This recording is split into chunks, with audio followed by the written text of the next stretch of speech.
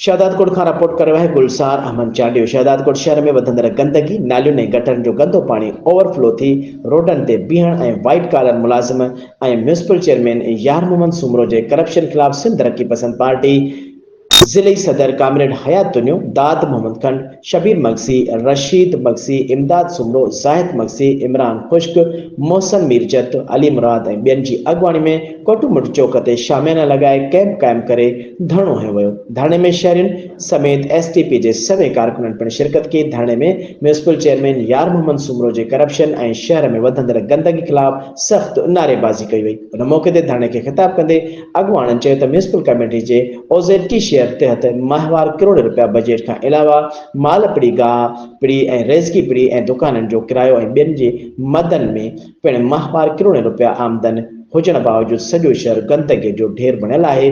शहर में रोडनि जी सफ़ाई बुहारीअ वारो निज़ाम मुकमल तौर ते ख़तमु कयो वियो आहे, जंहिं करे रोडनि तां धूड़ उॾामी रही आहे। हुननि चयो त नालियुनि ऐं गटरनि जी सफ़ाई न थियण सबबि नालियुनि ऐं गटरनि जो पाणी हर वक़्तु रोडनि ते बीठो आहे, जॾहिं त म्यूनिसिपल जा ट्रैक्टर ऐं ॿी मशीनरी ऐं पेट्रोल चेयरमैन यार मोहम्मद सुमरो पंहिंजी ज़मीन ते सरेआम इस्तेमालु करे रहियो आहे, पर खेनि केरु बि पुछण वारो कोन्हे। हुननि मुतालबो कंदे घुर कई त चेयरमैन यार मोहम्मद सुमरो खे फौरन हटाए संदन कयल करप्शन खे नैब, एफआईए ऐं ॿियनि आला इदारनि खां जांच कराई वञे।